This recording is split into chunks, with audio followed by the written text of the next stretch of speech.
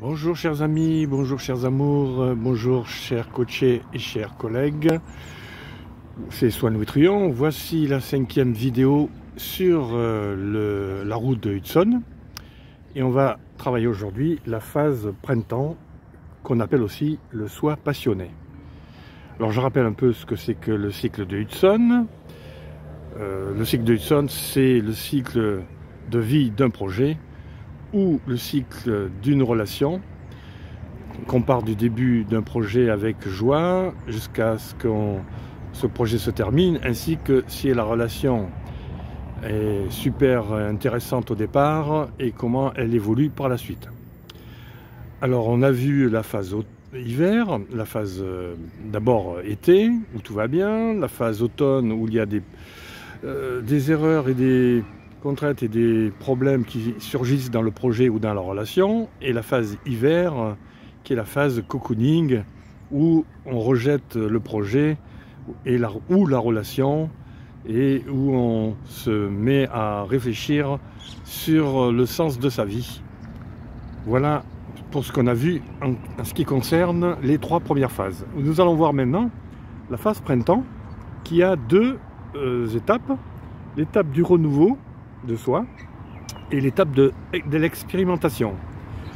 Alors commençons par le renouveau, l'étape du renouveau de soi-même.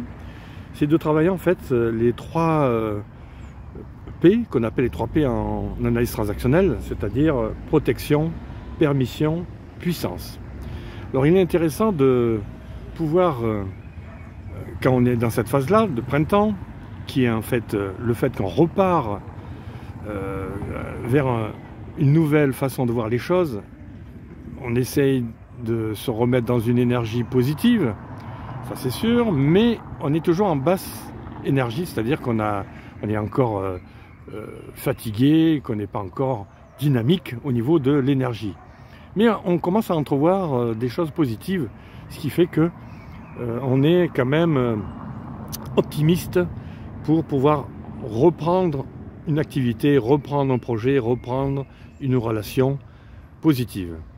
Dans ce cas, eh bien, il est important de se donner des permissions, comme on dit en analyse transactionnelle. Ça veut dire quoi? Ça veut dire que on se dit, eh bien, je vais oser faire ce que j'ai envie, je me donne la liberté de faire ce que j'ai envie. Je me permets de faire ce que j'ai envie. C'est-à-dire que je ne vais pas me culpabiliser, je ne vais pas m'imposer des choses des autres, et je vais faire des choses qui m'appartiennent à moi, plutôt que des choses qui appartiennent aux autres. Voilà, je me donne la permission de faire des actions que j'aime, et de façon libre. Ça, c'est le côté permission. Mais pour que ça marche, il faut quand même se protéger. Donc il faut un côté protection. Alors, côté protection, c'est quoi? C'est de se dire, je vais quand même mettre des règles pour que je puisse faire ce que je veux. Parce qu'on ne peut pas faire ce qu'on veut de façon n'importe comment. La liberté, c'est aussi se mettre un cadre dans lequel on va pouvoir fonctionner dans cette liberté. Donc, je me donne des règles, je regarde les règles des uns et des autres, et je vois si je peux me cheminer à travers ces règles. Donc je me donne des règles, si jamais les règles sont contraignantes des autres, moi je me donne des règles et je vérifie que ces règles sont acceptées par les autres et par moi-même pour pouvoir agir à ma façon, pour aller vers ce printemps, vers cette phase de renouveau. Et dernière chose, puissance, eh bien je vais commencer à mettre en action, puisque je me suis donné la permission et je me suis donné des règles, je vais pouvoir agir. Donc puissance, c'est se donner le dynamisme pour pouvoir le faire. Et on va passer comme ça à la phase été. Voilà pour ce qui est du renouveau. Voyons maintenant l'expérimentation, un peu plus dans le détail.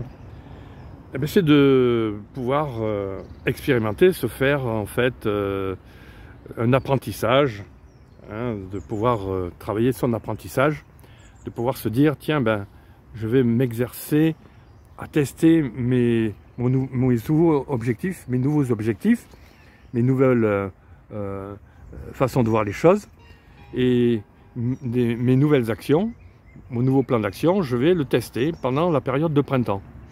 C'est encore chaotique, certes, puisqu'on sort de la phase d'hiver, mais on se donne quand même déjà la chance de réussir. Donc cette phase est très importante. C'est cette étape d'expérimentation est importante avant de reprendre une autre phase, d'aller vers la phase été. Alors ce que je voulais dire au niveau du coaching, eh bien, lorsque le client, si le client le désire, souhaite faire un coaching, il est important d'avoir des leviers de coaching pour arriver à faire que cette étape et cette phase de printemps, de soi passionné, puisqu'on commence à être passionné, à reprendre passion à quelque chose, eh bien, pour que ça réussisse, il y a 10 clés que les coachs peuvent mettre en place dans leur relation de coaching. Alors ces clés sont les suivantes. 1, de vérifier que la personne accepte ce qu'elle est, hein, donc l'acceptation de soi, comme dans la phase durant la phase d'hiver.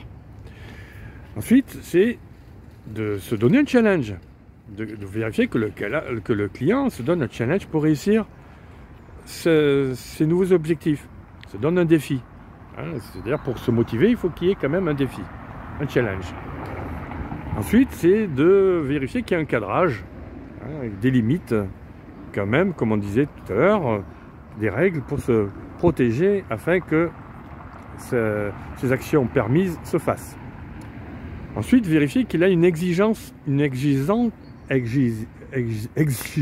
réussite. C'est pas facile à dire. Hein. Une exigence de réussite, ben c'est comme le challenge, hein, qu'il soit vraiment volontaire et qu'il ait envie, qu'il ait le courage de vouloir faire ce nouveau projet ou cette nouvelle relation, d'entreprendre de nouvelles relations. Ensuite, c'est de vérifier que l'on peut le soutenir. Donc le coach a un rôle de soutien pendant cette phase. C'est important que pendant la phase de renouveau et d'expérimentation, le coach soit présent et soit là pour soutenir, accompagner de façon positive la personne qui le souhaite. Ensuite, c'est l'apprentissage, c'est vérifier les types d'apprentissage. Est-ce qu'il est dans la conscience ou l'inconscience de sa compétence? Est-ce qu'il est inconscient qu'il ne connaît pas, qu'il n'a pas de compétence? Est-ce qu'il est conscient qu'il n'a pas de compétence? Est-ce qu'il est inconscient qu'il a acquis une compétence, etc. Ensuite, c'est vérifier sa positivité. Est-ce qu'il reste toujours positif par des affirmations de soi, par différentes façons de dire les choses, par son côté verbal, non verbal, paraverbal, vérifier sa positivité. Ensuite, c'est vérifier aussi que pour ce nouveau projet, ces nouvelles actions, que son écologie soit respectée, soit équilibrée, soit en harmonie avec son environnement, avec ses proches, avec ceux qu'il aime, avec les personnes avec qui il est en relation. Est-ce que au niveau systémique, ça se passe bien, c'est fluide au niveau système. Ensuite, on l'a dit, c'est de vérifier les objectifs, s'ils sont smart, s'ils sont faisables. Je rappelle, smart, spécifique, mesurable, atteignable, réaliste et temporel. Et ensuite, vérifier ses responsabilités, s'il est vraiment dans un sabotage de ce nouveau objectif, au contraire, s'il va mettre en place ses objectifs et qu'il prend toute la responsabilité de ce qu'il a choisi et qu'il n'accuse pas les autres en cas d'erreur ou de problème. Voilà ce que je vais vous dire concernant cette phase de printemps qui est le soi passionné.